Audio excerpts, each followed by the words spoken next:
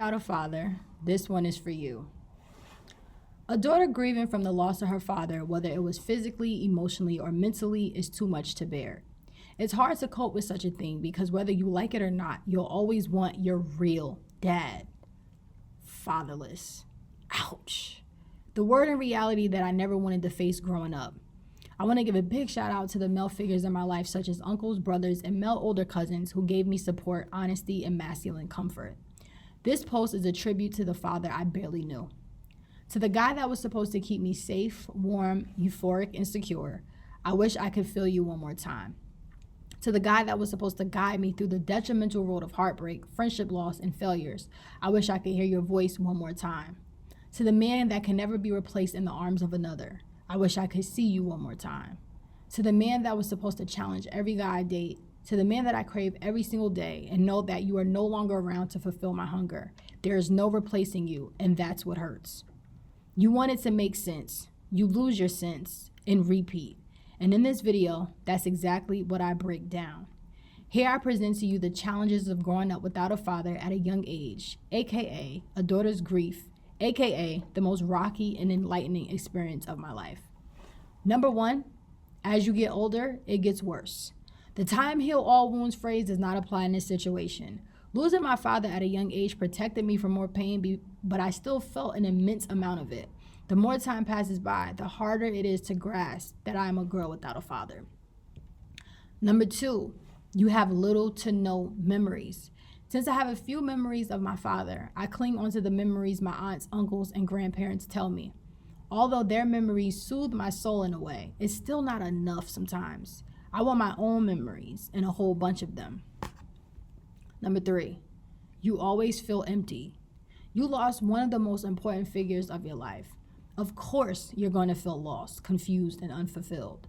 I didn't realize how empty I felt due to my father's death because I spent so much time avoiding it.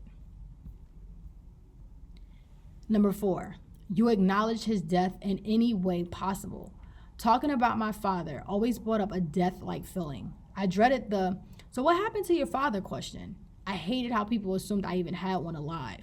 But at some point in my life, I had to face the fact that he was gone forever. I'm going to tell you guys a story. When I spent so much time ignoring my father's death, he died when I was 6, and I went to visit him at the cemetery when I was 19. And I avoided it for so long because I knew that it would break me when I went to that cemetery. But going to that cemetery was the best thing that could have ever happened to me because it allowed me to see how hurt I was underneath the surface, underneath the trying to truck through, underneath the trying to act like I'm okay, underneath this all this suppression. It allowed me to see that I'm a girl without a father and I'm hurting. And I let out all those emotions, and that was the first time in my life I let out emotions. The first time in my life I processed emotions. The first time in my life. And what it did was that was a catalyst for all the other things that I suppressed to come to the surface as well. So I avoided it for about, how long was that? 6, I don't know, 10, 11 years, 12 years. Now I was going to see him now I go to see him habitually. But let me tell you guys something else. For me, avoiding and acknowledging his death, it also, I realized I had emotions that I didn't know I had. So I lost my father to gang violence. And he didn't take his life or anything like that. But I never thought I'd be mad at my father or I have anger at my dad. So I was watching a life coach course, and the instructor was basically talking to his wife. She lost her father as well. And his wife struggled with apathy. Like, she didn't really pursue her goals. She didn't really do what she was supposed to do. And she was saying how she wants to become better and a better speaker, but she wasn't really putting the work in to do it.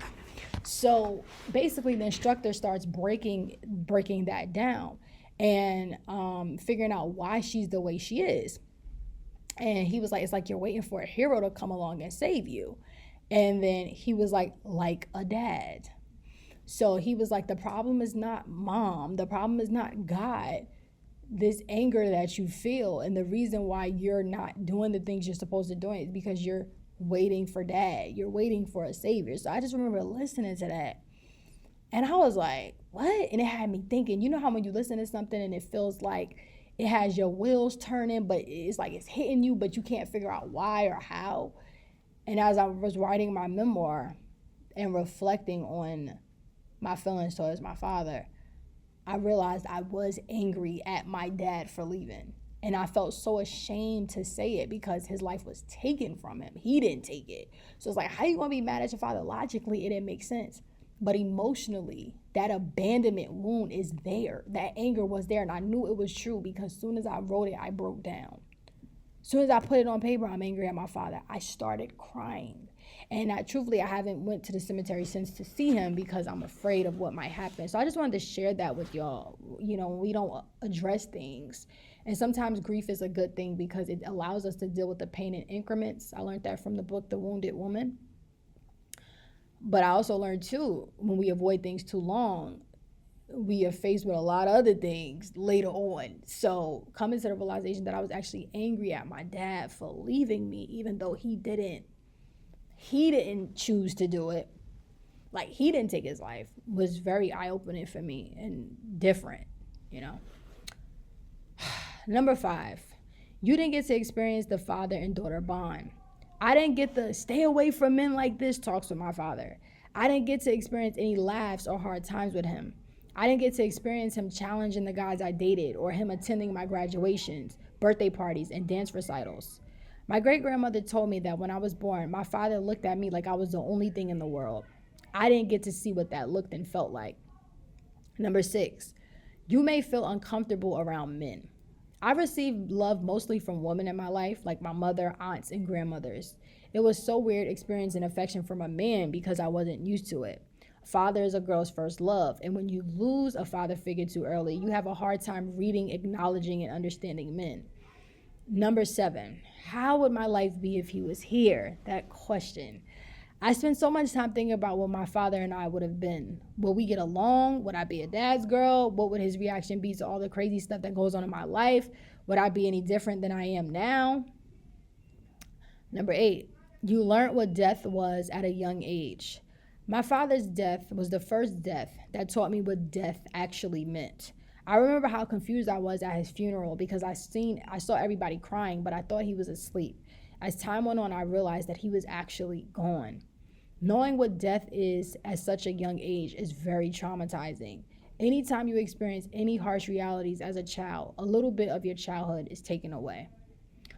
Now, I want to talk about this too. Even if you didn't lose your father to death and you maybe just lost your father from abandonment, like he just walked out on you and your family, or he's not really present in your life, I realize we still operate from that abandonment wound. I have never met a girl with a father wound who wasn't angry, without a father who wasn't angry.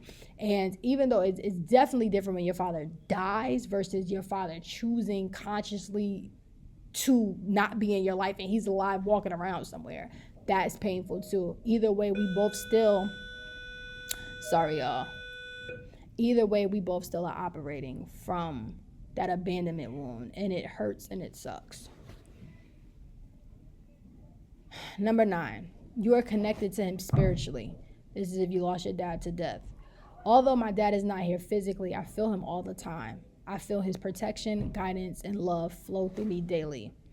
To all the daughters who have lost their fathers at a young age, I feel you, I see you, and I honor you. It's not an easy battle. In fact, I don't think it's a battle you'll ever win. What helped my grief was going to see my father at the cemetery for the first time after 13 years of his death. It was something about facing his death that brought me closer to clarity. Father's Day will always be a battle. His birthday will always be another deadly reminder of his passing, and the anniversary of his death still tops it all off. But I learned to use those days to get closer to him spiritually and connect more with his side of the family, instead of focusing too much on us being apart physically. What are some of the challenges you have faced from losing a parent?